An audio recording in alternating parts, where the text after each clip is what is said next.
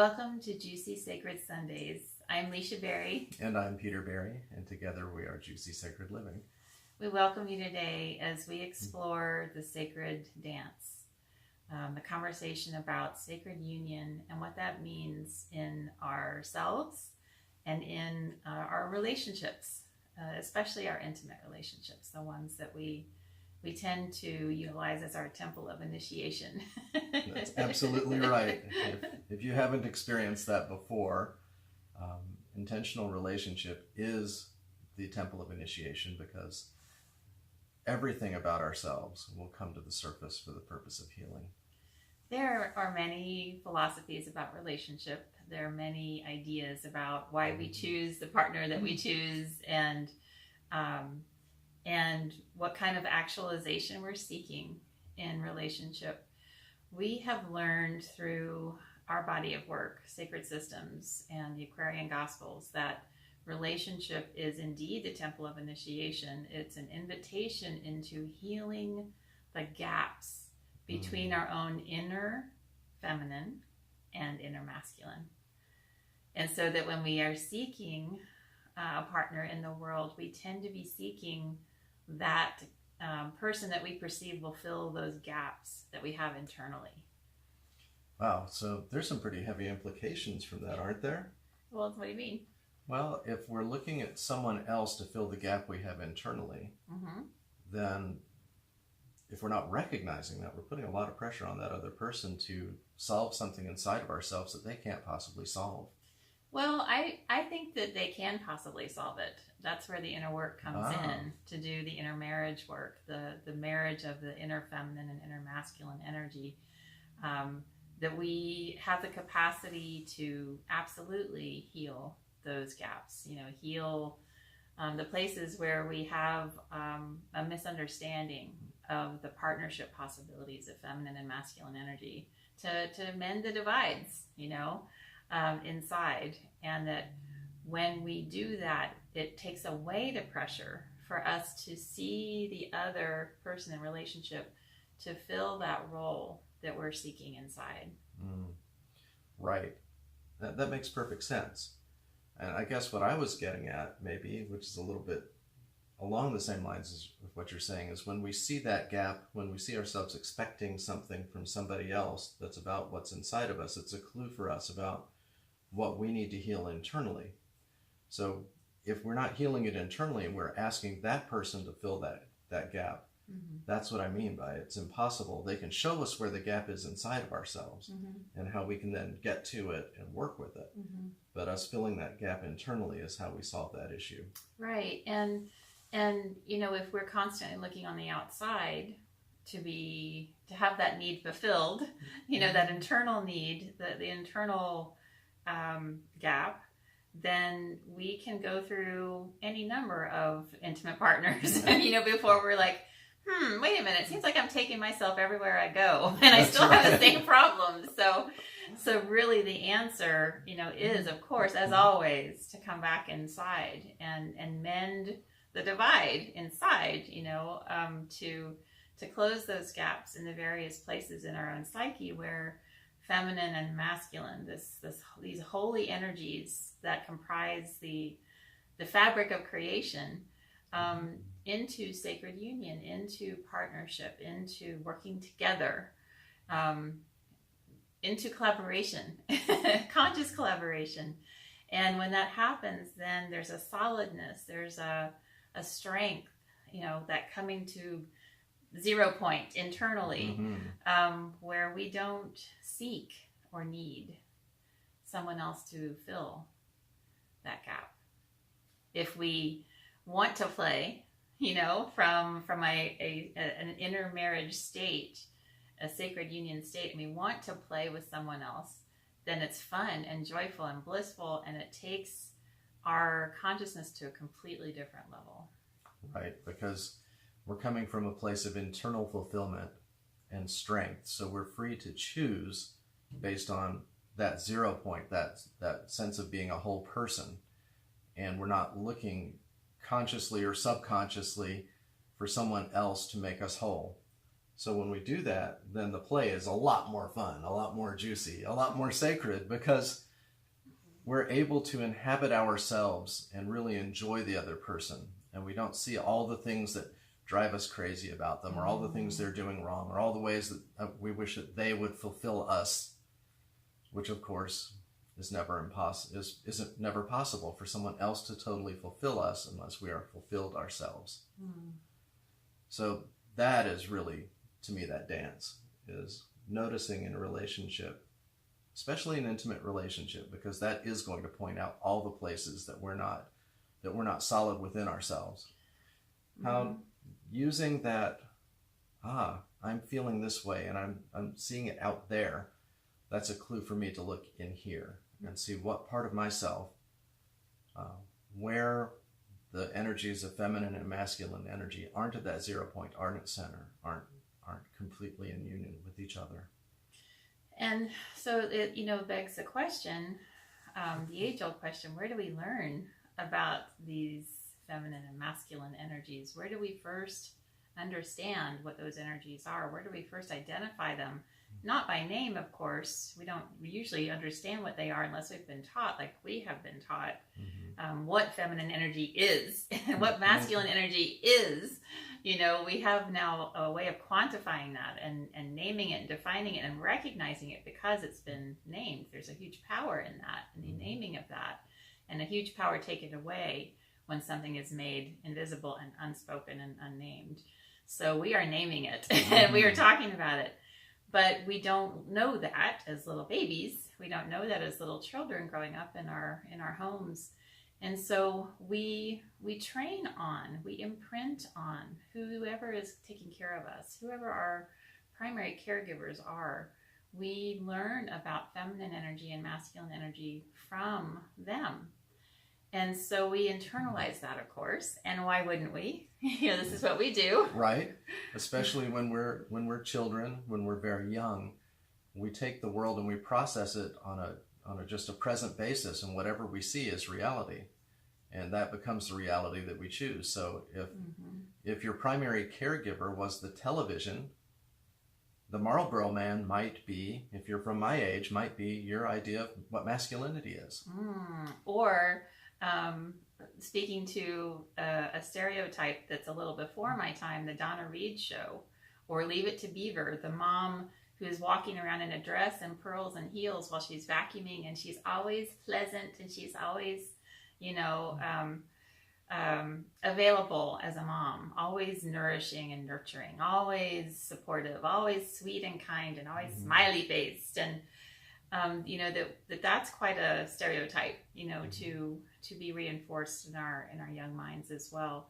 But the tricky part is, for good or ill, that we really learn feminine and masculine energy from our primary caregiver. And it isn't always the way you might think. It's not always that we learn about feminine energy from our mom or female caregiver, or that we learn masculine energy from our father or our male caregiver, because those energies are present in everyone. So we may have a mother who is very domineering and pushes hard and is brash and outspoken and just doesn't really seem to have a sensitivity, just sort of like a bulldozer, that's actually masculine energy, unpartnered masculine energy, in a woman. And then we may have a soft, effeminate, to the point of having no boundaries or standing up for what's right, what we might perceive as weak in a father figure, and that's actually unpartnered feminine energy in a man. And so when we have these role models, when we are around these role models, we're steeped as little babies. We're steeped like a tea bag in this soup of our family, of our parents and our caregivers. And so we're soaking them up. We're absorbing what we're learning from them. Oh, this is how you behave. Oh, this is what you do. When presented with this, then that is what I should do or respond as. And we learn these intricate dances that are partnered or unpartnered, depending on what we're seeing and how we internalize them as we grow up, how we decide, hey, you know what, this way I'm being right now as an adult, this isn't working for me. This isn't effective in my life. This isn't how I want to be. How do I change that? Once we start opening that door, then we can dig in and realize, oh my gosh, I'm the product of the things I learned. And I don't have to carry that around anymore. I can transform that. And that's the work of Sacred Systems. It is. And that's the first step is consciousness. That I have a choice. I don't have to continue playing out these roles. Now, that doesn't mean that when I do all the work, I don't carry them out because I choose them. But when we have that moment of consciousness and understand that it's in our choice point to be who we want to be, then we can take that next step, which is to look internally. Because if we keep focusing outside, which is what our culture teaches us to do, we'll never find the answers. They aren't out there. They're clues to the inside and the outside, but the real work is inside. The real work is finding out where inside of ourselves we're unpartnered, where there's this vast gap between the feminine and the masculine energies within us. Or maybe not vast at all. Tiny little maybe gap. A little gap. Right. Just enough to keep us from having a circuit. Mm-hmm. And when there's no circuit, there's no flow. And when there's no flow, things don't go quite right in life. So those are your keys, the cues. And it takes a little bit of courage to do it. But once you start the process and you start understanding what you are capable of and what you're unlocking within yourself, there's no desire to turn back, because it's a freedom at a different level. So in the sacred dance, which means, the feminine and the masculine energies come together and work together, collaborate together, consciously partner, then we see flow, we see the movement, we see, we have a feeling. Have you ever watched the movies and seen, when people are dancing together and they're really so connected and there's just this grace, and it's almost like this subconscious thrill to watch two people being in such step with one another. And it almost seems like a miracle to me anyway. It does. Watching people who are so trained on each other and each other's subtle motions and the trust that it takes for, if there's a ballroom dancing, for example, for one partner to be following and the other to be leading, and the amount of trust that it takes to allow the leader to lead. That's feminine energy, allowing, trusting and faithing. Trusting and faithing. Oh, faithing is a good word. It's a good word. It is a verb. It's a verb. Being in faith constantly is faithing. Right. Well, I'm faithing hard today. And the confidence it takes to be the leader, to lead from that place of centered, of engaging in the dance completely as a partnered human being, so that the masculine is informed by the feminine, so it's not overpowering or underpowered, but in just conscious creation, almost anticipating the paired step and just gently leading towards that next step. And you're right to call that confidence. There's a certain trust in one's command. To take command in that way, it requires a tremendous amount of trust. And it's interesting because even though you might think that this dance metaphor is feminine energy and masculine energy, inside of each of us, we are utilizing both of those energies in this dance, because the trust to take command, if he was the leader, Peter was the leader, the trust and the faith is feminine. That's allowing the information, allowing the understanding to come in, and then to follow it and act on it is the masculine energy. And in this person, this body over here, the faith and the allowing of him to take the command and then and trust and then moving under that decision, moving under that, I'm going to allow him to lead me, is my masculine energy. So it's like this constant fractal, dividing down, in every split second of every moment. Yeah, that choice for partnership, internally and in relationship, is constant. And what's interesting is the more you do it, the easier it gets. It's like, I guess, like anything, when we get some repetition, that it becomes more and more natural. And it also becomes more and more natural to see when we've stepped out, to feel it. You go, whoa, wait a minute, something's wrong. I don't feel that flow that I'm used to feeling. Right, and this is where it gets really fun, because if you've done the work internally and then you decide to pair up with somebody, how paired up they are and how paired up you are depends on how well you can pair up together. So, the demonstration, of course, would be, in this dance metaphor, to see that seamless, two people seamlessly dancing together. There's a lot of internal faith and trust and a lot of internal acting on that, going on for each of them individually. So isn't that interesting that it fractalizes out? It does. And I can think of so many different ways that dance is going on in our life in any given day. Well, especially for us, we're together 24/7 and have been together for starting our 33rd year. But now we work together, quite a bit also. So yeah, we're dancing all the time. And traveling and going to new locations and being in different places and settling into a new space all the time. So there's this really interesting, almost moving meditation of life for us right now. And the choice is always, do I want to stay conscious and pay attention to the dance that's going on internally so that I can achieve flow, be in flow, or am I going to check out? And we're human beings. Or get triggered. Yeah, that happens. We're human beings, so these things happen. And for me, what I'm learning, and like everybody, we learn constantly, is I'm learning when I hit one of those trigger points or I step out of the flow for a minute, is to notice that I've done it, feel it, and then say, oh wow, that's not where I want to be. Come back to 0 point, step back into the flow, because this is where I want to be. I get to choose. So why don't we do a little exercise to lead you into that place?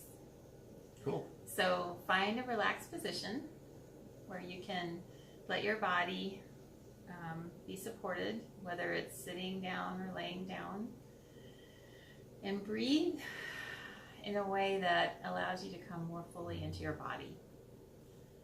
We like to teach the down breath. I've been teaching the down breath for a long time, where I breathe in through the top of my head, the love of God or prime source or beloved creator, the big brain, the biggest brain, the cosmos, the universe. Inhaling that into the top of my head, like white light, breath in the form of light coming in through the top of my head. And then as I exhale, that breath moves down through my body and down into the earth, all the way to her core, all the way to that iron heart, that magnetic center. So breathing in through the top of the head, exhaling down through the body into the earth, to the core, all the way down to the core. And one more nice breath in, to the top of the head and down, all the way down, anchoring in, allowing our body to be fully connected and supported to our planet, our home. I feel the vortex happening. We're connected. So we want to breathe, continue breathing down. And imagine coming into your chest.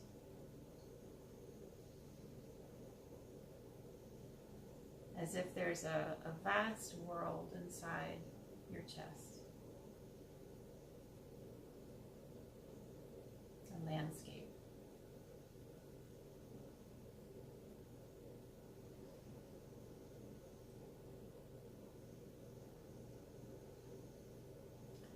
take note of the details of the landscape. Where are you? What does your landscape look like?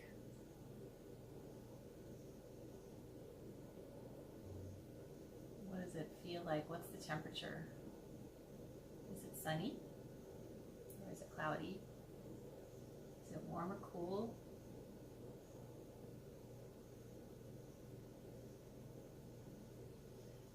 Notice your feet on the ground and what it feels like to be standing in that place. Is there sand between your toes? Is there grass under your feet?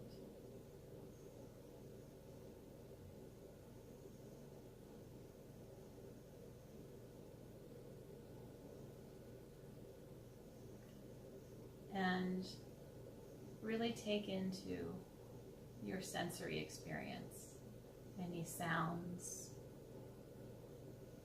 any feelings, the breeze on your cheek.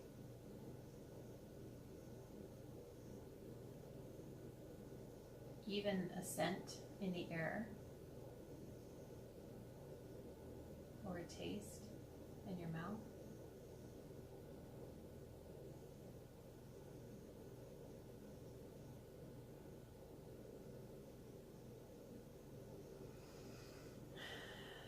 And survey the landscape, look around. Notice the details of the landscape, the features.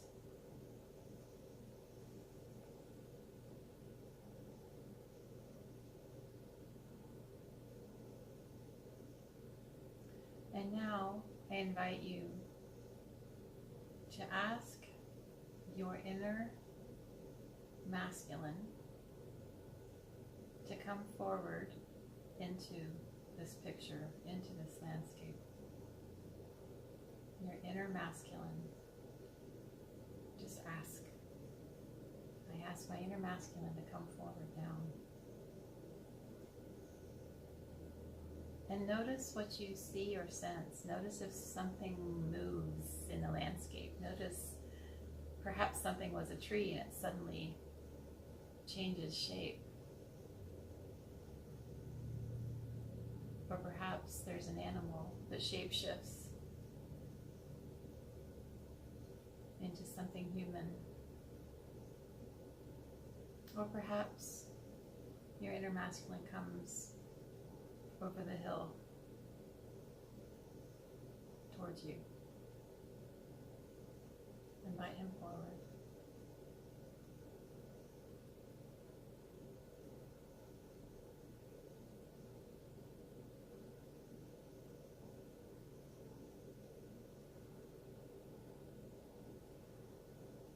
When he comes close to you, within range of your ability to speak and have conversation with him, say to him,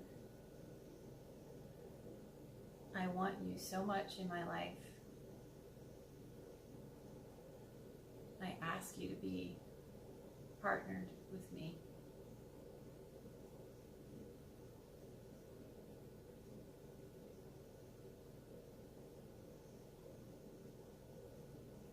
And see what he does. See how he responds. If he reaches towards you, if he seems a little aloof, guarded,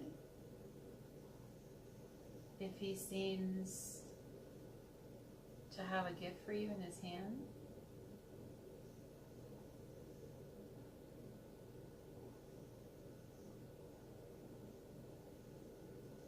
ask him, is there something you want to say to me?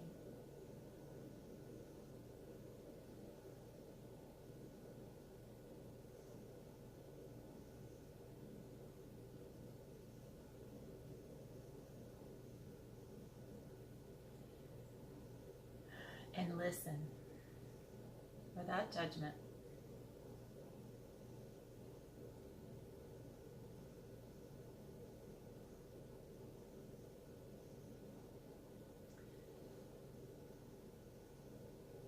And now,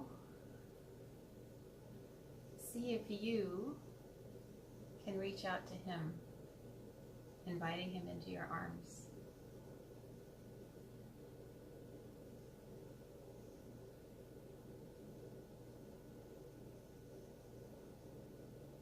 And see what he does.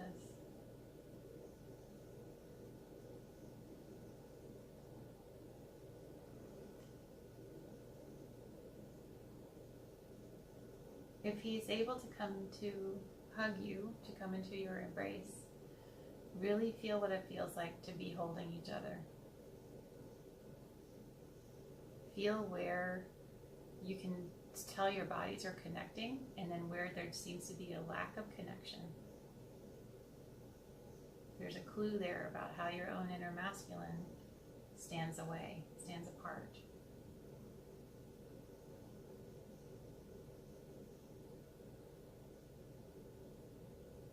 If he's not able to come into your embrace just yet, it's all right.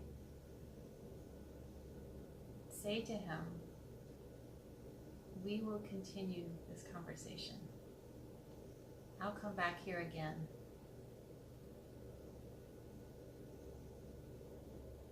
We'll keep trying.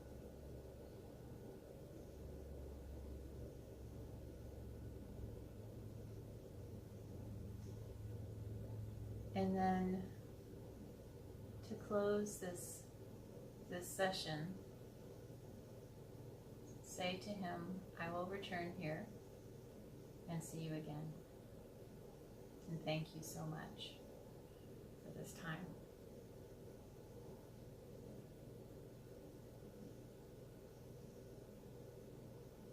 And come back to your body, breathing in through the top of your head. Exhaling down through your body and into the earth.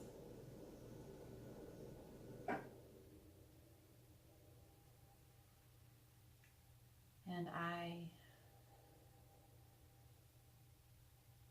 speak on your behalf when I say, may all of us come into union.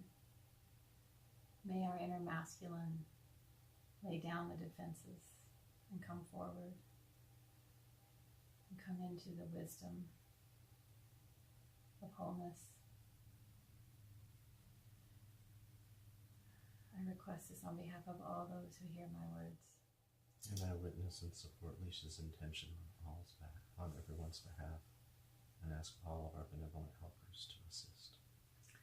All benevolent beings who work in the greatest good and greatest expression of sacred union in all humanity and in the cosmos, may they have your back. Aho. Amen.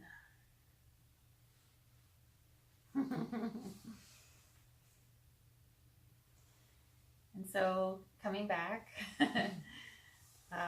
sometimes when I'm asked to do a process, I won't always know why it comes forward the way it does, but then I understand later that it is our inner masculine because of who he is, and by his nature as an individuative, exclusive, electric energy to defend and protect, to be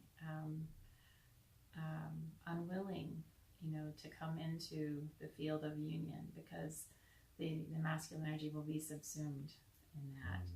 And becoming one, means that there's not two anymore. There's just one. So even however brief, so that is really the beginning, is making contact with our own inner masculine and saying, it's my intention so much to be with you, and please let's work together to come forward into our sacred dance together. This is powerful, holy work. And if you were unable, when you first started watching this recording, to do this, please take a moment, go back and do that exercise. It's amazing to to make that connection and to start to feel the circuit in a new way when the inner masculine comes into partnership.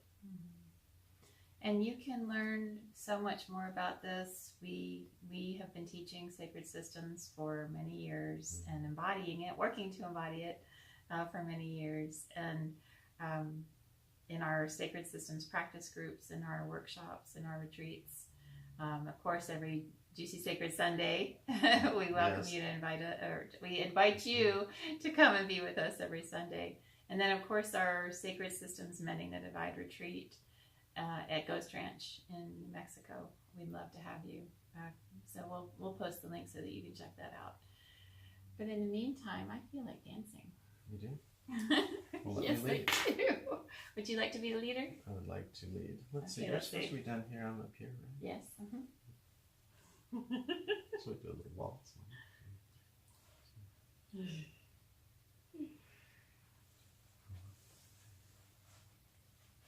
we are.